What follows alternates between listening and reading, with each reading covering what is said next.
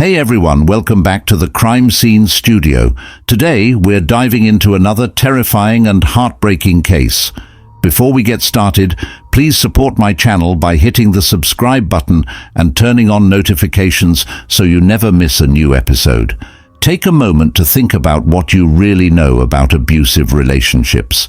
For many people, especially those fortunate enough to grow up in loving homes where arguments never escalated beyond a raised voice, their understanding of abuse might come from what they've read online or heard through casual conversations. But abuse is far more insidious than just a raised voice or a hurtful comment. It's about control. Controlling another person's every move, limiting their freedom, making them feel small and dependent. Abuse often starts subtly, but it grows over time. Today, we're going to examine one of the most chilling and brutal forms of abuse, the restriction of personal freedom. It's a kind of control so pervasive that the abuser feels entitled to dictate every aspect of their partner's life, who they talk to, where they go, what they wear, and even when they come home. The terrifying thing? These people often believe they are being reasonable, even generous, by allowing their partner to do basic, everyday things that, in a healthy relationship, wouldn't even be up for discussion. But our story today isn't just about controlling behavior. It's about a woman who refused to live by the strict rules imposed on her by her husband, and how her resistance cost her her life. Today, we're delving into the tragic murder of Nancy Cooper, a devoted mother whose life was cut short by someone who should have loved and protected her. But as we examine this case, we need to ask ourselves, was there really abuse in this relationship, or did the public create a narrative of an abusive husband to hold Brad Cooper accountable for Nancy's death? Let's dive in. Cary, North Carolina, is the kind of place where families come to settle down and build a future. It's the picture of suburban peace and quiet, the kind of town where crime feels like a distant worry. People don't lock their cars or their front doors after living here for a few years. It's a place with excellent schools, open roads, and friendly neighbors. This is the town Brad and Nancy Cooper chose to build their life. On the outside, Brad and Nancy seemed to have everything. Brad was a successful IT engineer working for Cisco Systems, while Nancy was the quintessential stay-at-home mom. She was athletic, beautiful, and deeply involved in the lives of their two young daughters.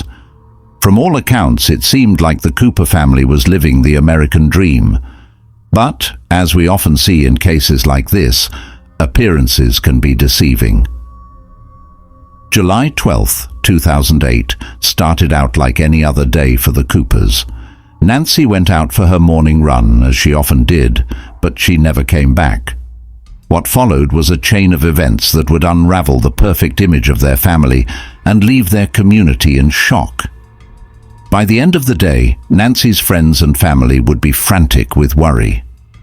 Her friend Jessica Adam made the first call to emergency services, reporting Nancy missing. Her voice was shaking as she explained that Nancy had left for her run at 7 a.m. but hadn't returned. She had tried calling Nancy for hours, but her calls went unanswered. Nancy's husband, Brad, seemed unfazed by his wife's disappearance at first. He assumed she had taken a longer route than usual and would be back soon. But as the hours ticked by and Nancy remained missing, the story took a much darker turn. Before we go further, let's take a closer look at Nancy Cooper. Nancy was born in 1973 as an identical twin to her sister Krista. The two girls were raised in a loving home in Edmonton, Alberta, Canada. Their parents, Harry and Donna Renz, created a warm, supportive environment for their four children, instilling strong values and a sense of independence in all of them. Nancy excelled as a student and as an athlete, particularly in running, where she dreamed of one day competing in the Olympics. That dream was cut short by a knee injury, but Nancy didn't let that stop her.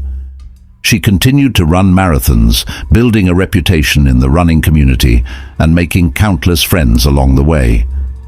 It was in 1998 that Nancy met Brad Cooper in Calgary, where they quickly fell in love. Brad was tall, dark-haired, and quiet. His steady, introverted personality was the perfect complement to Nancy's vibrant and outgoing nature. Brad was a rising star in the IT world, and when he got a job offer from Cisco Systems in Raleigh, North Carolina, Nancy didn't hesitate to move with him. They married in the fall of 2000 and began their new life together in the US. But behind the happy facade, cracks were already forming in their relationship. To understand how things deteriorated between Brad and Nancy, we have to look at the pressures that slowly mounted on their marriage. While Brad was excelling in his career, Nancy was increasingly isolated. She didn't have a US work permit, which meant she was unable to pursue her own career. For someone as driven as Nancy, this was suffocating. She had gone from being a competitive athlete with big dreams to being a stay-at-home mom with no outlet for her ambitions. The couple had 2 daughters, Bella, born in 2004, and Katie, born in 2006. While Nancy was a devoted mother who cherished her time with her children, she longed for something more. She wanted to work, to have her own life, and to escape the growing sense of being trapped. Brad, on the other hand, was thriving in his career. He became one of only 152 specialists in his field at Cisco, working with cutting-edge internet and phone technologies. As his career soared, his relationship with Nancy became more strained. Nancy tried to create her own community in North Carolina, making friends with other mums and fellow runners. But Brad, who was much more introverted, didn't like her newfound social life. He preferred that Nancy stayed home, focused on the kids and the house. The tension between them grew even worse when Nancy discovered that Brad had been cheating on her with her close friend, Heather, in the spring of 2007. He denied it at first, but on New Year's Eve, Brad finally confessed to the affair. But it wasn't just a one-time mistake as he initially claimed. It had been going on for a while. After Brad's confession, the couple attempted to repair their marriage. They went to therapy, but it didn't help. The damage was done. Nancy was ready to leave, to return to Canada with her children, but Brad refused to let her go. He cancelled her credit cards, took control of their bank accounts, and held on to the kids' passports to prevent her from leaving the country. Nancy was effectively trapped. She was a Canadian citizen, living in a foreign country with no job, no financial independence, and no way to return to her home without Brad's consent. Nancy's friends noticed the toll the marriage was taking on her. She had confided in them about the affair and about how Brad had become increasingly controlling. She told them that she felt suffocated and that she was afraid of what might happen if she tried to leave. It was becoming clear to those around her that she was in an emotionally abusive relationship. By the time summer of 2008 rolled around, Nancy had started making plans to leave Brad for good. She wanted to move back to Canada with her daughters, where she could be close to her family and rebuild her life.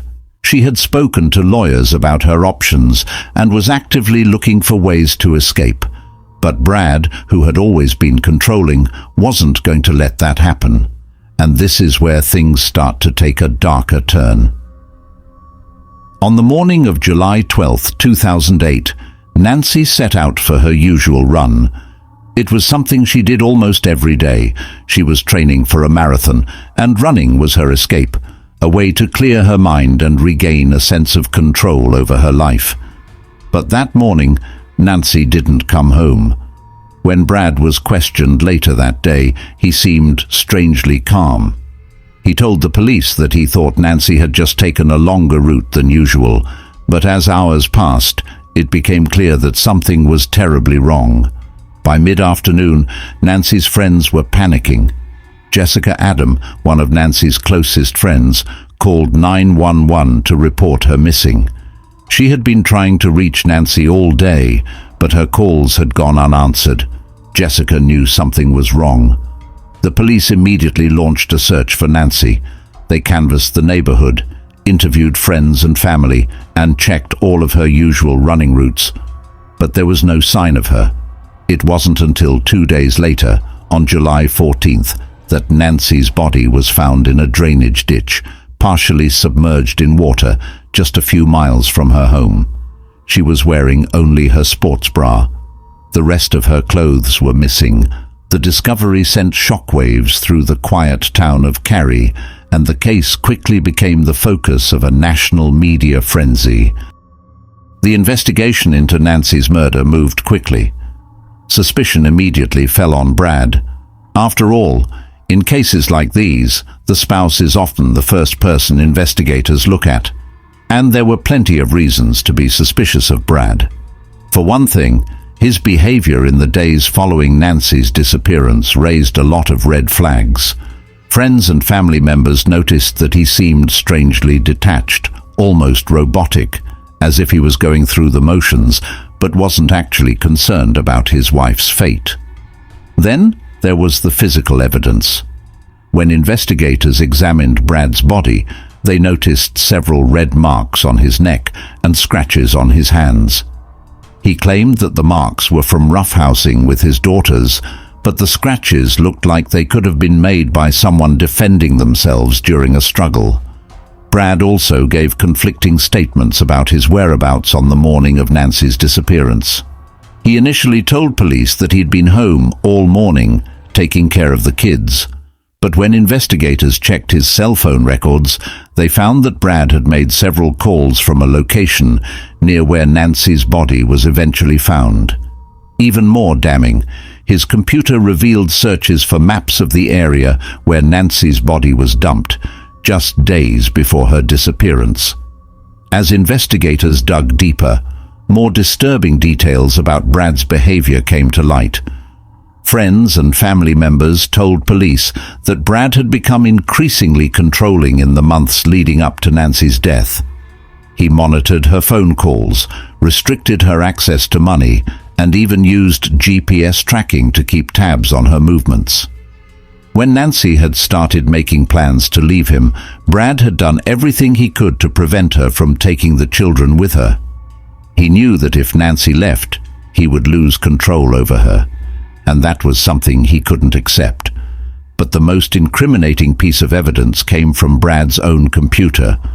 Forensic experts discovered that Brad had conducted a series of suspicious internet searches in the days leading up to Nancy's murder. These searches included detailed maps of the area where her body was eventually found, as well as searches for terms like how to strangle someone and how to kill someone quickly. The timing of these searches was too much to be a coincidence. Brad, however, maintained his innocence throughout the investigation. He insisted that he had nothing to do with Nancy's death, and that the scratches on his body were from playing with his children, not from a struggle with his wife. His defense team argued that the internet searches could have been made by someone else, and they pointed out that the evidence against him was circumstantial at best. Despite Brad's protests, the prosecution built a strong case against him. They argued that Brad had killed Nancy in a fit of rage after learning that she was planning to leave him and take the children back to Canada. They believed that Brad had strangled Nancy during an argument, then dumped her body in a drainage ditch to make it look like she had been attacked while out on her run. The prosecution also highlighted Brad's controlling behavior and his obsessive need to monitor Nancy's every move. The trial lasted for weeks, and it captivated the nation. The media painted Brad as a cold, calculating killer who had meticulously planned his wife's murder. But Brad's defense team pushed back, arguing that there was no concrete evidence linking him to the crime.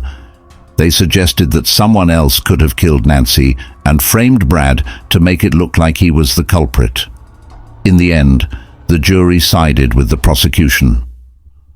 On May 5, 2011, Brad Cooper was found guilty of first-degree murder and sentenced to life in prison without the possibility of parole.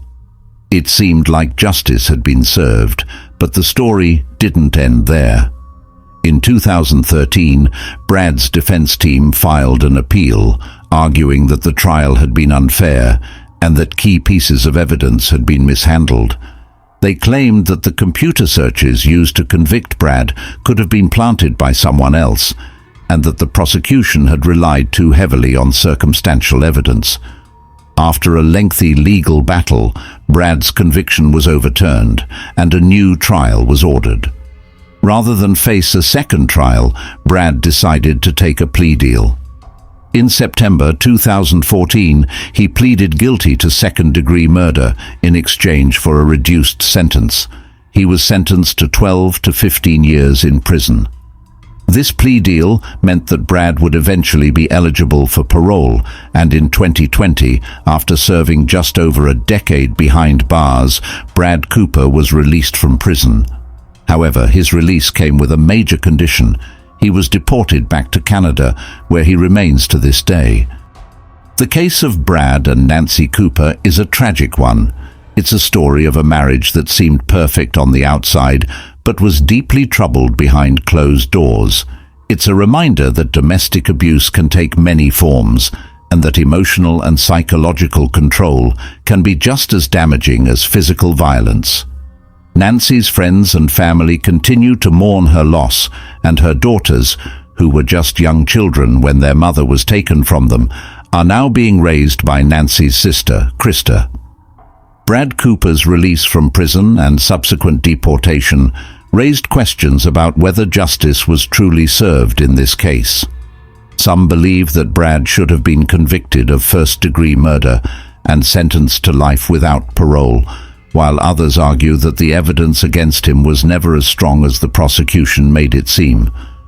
Regardless of where you stand on the issue, one thing is clear. Nancy Cooper's life was cut short in a senseless act of violence, and her family will never be the same. Thank you for joining me today as we took a deep dive into the tragic case of Nancy Cooper. Cases like this remind us of the importance of recognizing the signs of control and abuse in relationships. If you or someone you know is in an abusive situation, please reach out for help. There are resources available. If you found this episode informative, don't forget to subscribe to the Crime Scene Studio and hit that notification bell so you never miss a video. Stay safe out there, and remember, sometimes the people who seem the most trustworthy can be hiding the darkest secrets.